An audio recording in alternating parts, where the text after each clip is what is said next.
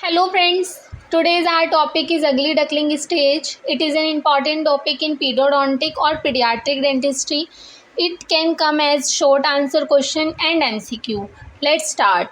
It is also called as broadband phenomena since H. Broadband discovered it in 1937.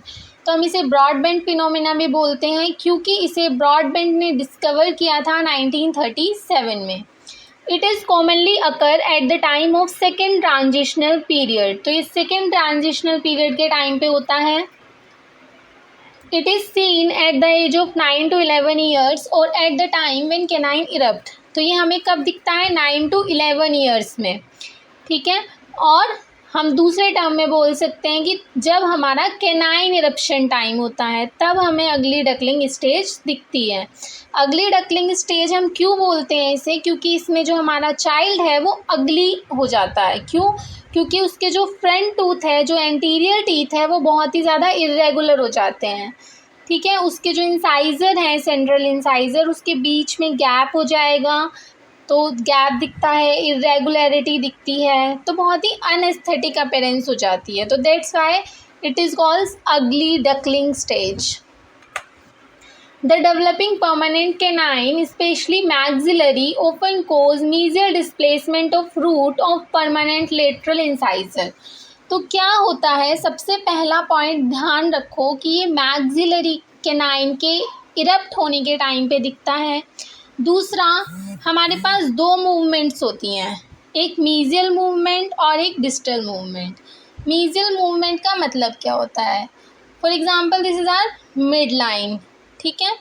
तो अगर हमारा movement toward mid line हो रहा है तो हम इसे मीजियल मूवमेंट बोलते हैं. अगर हमारा movement away from mid line होता है तो हम इसे डिस्टल मूवमेंट बोलते हैं. ठीक है. क्लियर है? तो क्या होगा जब हमारे परमानेंट कैनाइन इरप्ट होंगे तो मीजियल डिस्प्लेसमेंट शो करेंगे रूट्स का. जो हमारी रूट होंगी वो मीजियली डिस्प्लेस हो जाएंगी. कैसे? अभी मैंने बताया था ये रूट हैं तो ये मीजियली डिस्प्लेस होंगी इधर की तरफ. ठीक है. तो हमारा क्या बन जाए, कैसा दिखेगा? कैनाइन ने फोर्स लगाया लेटरल इंसाइजर की रूट पे, तो जो रूट पोर्शन है वो हमारा मीजियली डिस्प्लेस किया और जो हमारा क्राउन पोर्शन है वो हमारा डिस्टली डिस्प्लेस किया. ठीक है. तो हमने क्या देखा अभी तक कि कैनाइन इरप्ट हुए, उन्होंने लेटरल इंसाइजर की रूट का मीजियल डिस्प्लेसमेंट दिखाया और लेटरल इंसाइजर के क्राउन का डिस्टल डिस्प्लेसमेंट दिखाया. ठीक है. तो जब लेटरल का मीजियल मूवमेंट हुआ तो वो सेंट्रल के रूट को मीजियली मूव कराता है, जिससे जो हमारा सेंट्रल का क्राउन होता है वो भी डिस्टली मूव करता है और हमें वी शेप गैप दिखता है बिटवीन द सेंट्रल इंसाइजर्स. ठीक है. लेकिन जैसे जैसे हमारा कैनाइन इरप्ट होता रहता है वो फिर जैसे यहाँ पे आपने देखा कि कैनाइन ने इंसाइजर की रूट को पुश करना शुरू किया मीजियली, तो उनकी रूट मीजियली शिफ्ट हुई, क्राउन डिस्टली. लेकिन जैसे जैसे वो इरप्ट हो रहा है ऐसे ऐसे वो बाहर आ रहा है, फिर वो क्राउन को फोर्स लगाने लग जाता है मीजियली. तो जब वो क्राउन को दोबारा से मीजियली फोर्स लगाएगा तो जो क्राउन डिस्टली डिस्प्लेस हो चुके थे वो दोबारा से मीजियली आने लग जाएंगे. ठीक है. और दोबारा से जो हमारी सिचुएशन होगी वो पहले जैसी हो जाएगी. तो इसीलिए हम इसको बोलते हैं सेल्फ करेक्टिंग एनॉमली, कि प्रोसेस होता है, मीजियल और डिस्प्लेसमेंट होता है, लेकिन आफ्टर इरप्शन ऑफ कैनाइन सब कुछ नॉर्मल हो जाएगा.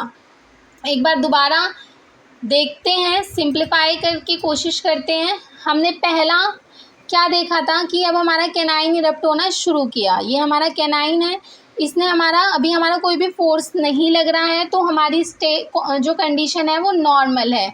इसमें हमारा कोई भी गैप नहीं दिख रहा, कोई भी मीजियल डिस्टल मूवमेंट नहीं दिख रहा. ठीक है. जस्ट हमारा कैनाइन इरप्ट हो रहा है लेकिन वो अभी कोई रिलेशनशिप शो नहीं कर रहा. बी डायग्राम में हमने क्या देखा कि जो हमारा कैनाइन है वो अब हमारे लेटरल इंसाइजर्स की रूट को पुश कर रहा है. ठीक है. किधर की तरफ पुश कर रहा है? मीजियली. मीजियल मूवमेंट दे रहा है. ठीक है. तो जब रूट को मीजियल पुश करेगा तो क्राउन जो होंगे वो डिस्टली मूव हो जाएंगे। सी डायग्राम में क्या होगा, सेम प्रोसेस, अभी भी हमारा जो कैनाइन है वो पुश कर रहा है, तो इधर भी डिस्प्लेसमेंट दिखेगी रूट की मीजियली और क्राउन की डिस्टली। लेकिन यहाँ पर हमारा क्या होगा, कैनाइन जैसे ही इरप्ट हो रहा है तो वो जब हमारे इस स्टेज में आ जाएगा फिर वो क्राउन को फोर्स लगाता है। तो जब वो क्राउन पे फोर्स लगाएगा तो जो हमारा मीजियल डिस्टल डिस्प्लेसमेंट हुआ था वो नॉर्मल होगा। पहले हमारा क्राउन डिस्टली जा रहा था, लेकिन जब कैनाइन ने क्राउन को फोर्स लगाया वापस से तो वो फिर से मीजियली मूव हो गया। ठीक है, और पूरा जो हमारा टूथ है वो पहले वाली स्टेज में आ गए। ठीक है, तो इसीलिए हम इसे बोलते हैं self correcting anomaly. Ugly duckling stage is indicative और unaesthetic appearance of child at this period of age. ठीक है, हमने अगली डकलिंग स्टेज क्यों बोला था, क्योंकि ये थोड़ी अनएस्थेटिक अपीयरेंस देती है चाइल्ड को। ठीक है, इस पीरियड ऑफ एज में जो बच्चा होता है वो थोड़ा अगली अपीयर होता है। It is self correcting anomaly as canine erupt fully the condition get corrected by itself. ठीक है, तो एक सेल्फ करेक्टिंग एनॉमली है, खुद से ही करेक्ट हो जाएगी जैसे ही हमारा कैनाइन पूरी तरह इरप्ट हो जाएगा। Clinical significance of this stage is that the orthodontic treatment should not be carried out during this period. ठीक है, हमें कोई भी ऑर्थो ट्रीटमेंट की नीड नहीं होती है इस टाइम पर। This is all about the ugly duckling stage. अगर मेरी वीडियो पसंद आई हो प्लीज़ लाइक शेयर और सब्सक्राइब करना, it's really motivated me. Thank you.